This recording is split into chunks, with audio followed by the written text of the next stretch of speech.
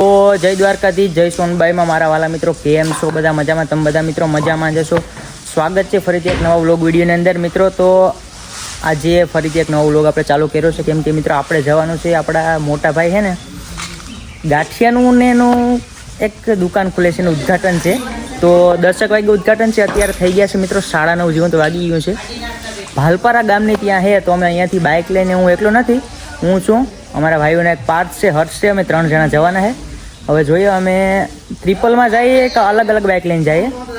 Vlog ચાલો હવે બોલોમાં કોઈ તો ફટાફટ નીકળીએ. એ લોકોને મેં કીધું કાલે આવી જાવ. તો જો ભાઈ અત્યારે આપણે ઘરે આવે એ લોકો, પાછળ દેખાય આપણે જરાક હવેલી છે નાના મોટી. અને ભાઈ હાલો મનીષાબેન નીકળીએ હવે.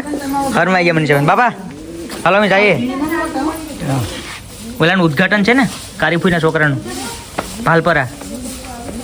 હમણાં કેવા આવ્યો હતા ખબર? 2 દી પહેલા નથી ખબર? બાપાને ખબર નહીં, કહી દીધું બાપાને ભાઈ આવું હે, જવાનું હે. ચશ્મા બસમાં ચડાવી લીધા હે ભાઈ. તો હે ભાલપરા હે મિત્રો મનીષાબેને પકવાન કરી દીધું છે મારા માટે. જો એ કે પકવાન દેખાડ, પકવાન ગાલો દેખાડી દઉં ભાઈ. આમ જો ખાલી મિત્રો પકવાન જો ભાઈ ભાઈ 3 ડીશ ભરીને પકવાન કર્યો છે ભાઈ. મારે આજ મિત્રો નીકળવાનું છે વડોદરા, તો મમ્મી કે અહીંયા લઈ જાય, અહીંયા નાસ્તા બાસ્તા આમ કેમ આવ્યું છે. હું હાલો ભાઈ બનાવી દો, બીજું હું. તો મનીષાબેને આપણે પકવાન બનાવી દીધો છે. અને હવે ઓલા લોકો આવે તો સારું યાર. મેં કીધું કે આવો ફટાફટ. એક તો આપણા મોટા ભાઈનો ફોન આવે કે ભાઈ આવો ફટાફટ, ઉદ્ઘાટન થવાનું છે હમણાં. હવે હું કે ભાઈ આવી. તો હાલો બાપા નીકળીએ અમે. હા એ ટ્રેક્ટર તો કંઈ ખબર જ. હાલો ભાઈ ઓલા આપણે ભાઈબંધ તો આવી ગયા છે, તો આપણે ફટાફટ નીકળીએ. મિત્રો પાર્થભાઈ ને હર્ષભાઈ આવી ગયા છે. મેં તમને કીધું પાર્થભાઈ શું ગયો શું ગયા असला મિત્રો આજે નીકળું. મિત્રો ઓલો મેચ જોવા માટે રોકાણા, તમને ખબર છે તમારી બેન. A few moments later. મિત્રો પહોંચી ગયા ફાઇનલી આપણે ગાંઠિયાનું. મેં તમને કીધું હતું ત્યાં આપણે કનૈયા ગાંઠિયા હોશ કરીને હે ભાઈ. ભાઈએ ખોલી હે, આમ જો ખાલી તમે આવી રીતના કંઈક લોકેશન હે મિત્રો.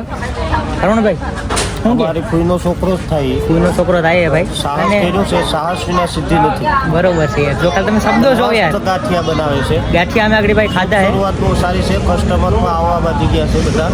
એવું બધું છે અત્યારે. જો તમે ખાલી માહોલ જો અહીંયા બધા આવી રીતના બધા બેઠા. અને અહીંયા આપણે રાખ્યું છે ભાઈ જમવાનું મતલબ ગાંઠિયા બાટીને ખાવાનું અહીંયા રાખ્યું છે.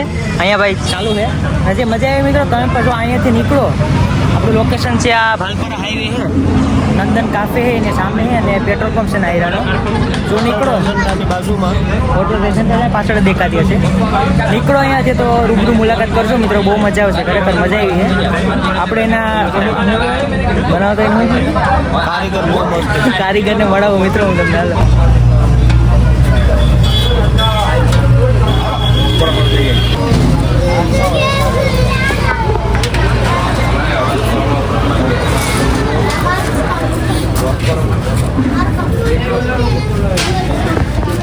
બાટિયા ખાઈને ઘરે જતા હતા, અને વચ્ચે આપણે ભાલકેશ્વરનું મંદિર આવે, આપણે ના જઈએ થોડું બને યાર.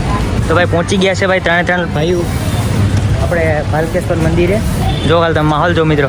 શું કે પાર્થિયા મજા આવે ને? મજા આવે. કેવા લાગે ગાંઠિયા? મજા આવી ને? તો મિત્રો અહીંયા અમારે દર્શન કરવા આજ પૂનમ તો નથી, પૂનમના દિવસે મિત્રો બહુ મજા આવે. તો આજે પણ અહીંયાથી નીકળતા હતા અમે કે ભાઈ દર્શન કરતા જઈએ, પછી જઈએ ઘરે. બરાબર? તો ભાઈ હાલો ભાઈ અંદર હું પણ તમને મિત્રો દર્શન કરાવી દઉં મસ્ત મજાના. તો ભાલકેશ્વરના મસ્ત મજાના દર્શન કરી લીધા છે આપણે. તમને મિત્રો હું દર્શન કરાવી દઉં. જો ખાલી તમે જો ભાઈ, જય ભાલકેશ્વર.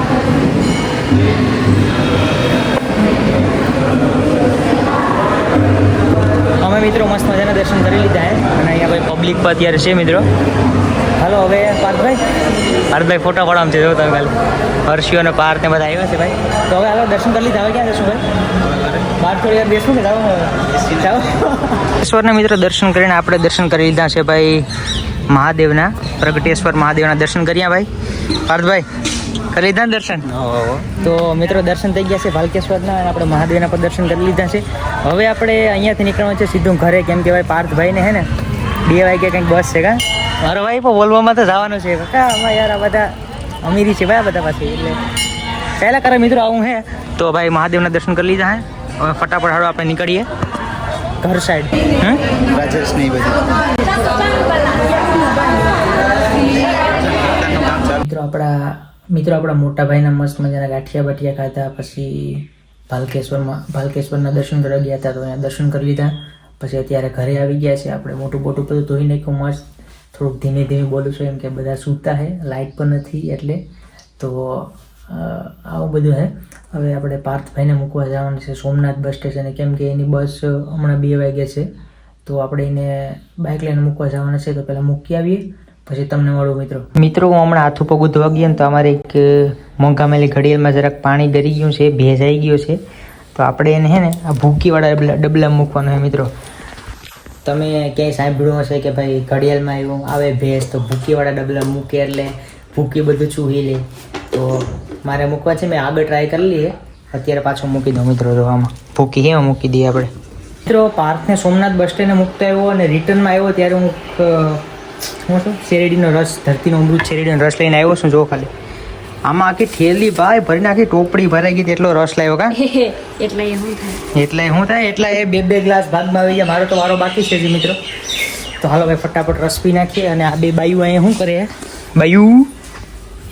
બાયું તું આવ્યો તો અહીંયા બેઠી હો ભાઈ, શું કરે કંઈ ખબર પડતી નથી. ના શેરડીનો રસ આપી દીધો ને બાપા, શેરડીનો રસ પી લો. હાલો બાપા પાણી નથી હો, શેરડીનો રસ છે જોઈજો. પી લો. ક્યાં સાથે બોલો જતો હતો? સોમનાથ સાસર બોલે વેચાય ને. હું રસ કે રસ તો સાસુગુડ જ લાવ્યો, હરમણભાઈ ત્યાંથી. આપણા હરમણભાઈ છે ને, હરમણભાઈ ત્યાંથી લાવ્યો હું. The next day. તો મિત્રો પહોંચી ગયો છું વડોદરા રૂમે અને અત્યારે જો વાગી ગયા છે 11:30. હું પીવા ગયો તો મિત્રો ચા, ગરમીમાં બચાવો. તો મિત્રો આ બ્લોગને હું અહીંયા જ પૂરો કરું છું. જો બ્લોગ સારો લાગ્યો હોય તો લાઈક, કોમેન્ટ, શેર, સબસ્ક્રાઈબ કરતા જજો. ધન્યવાદ મિત્રો.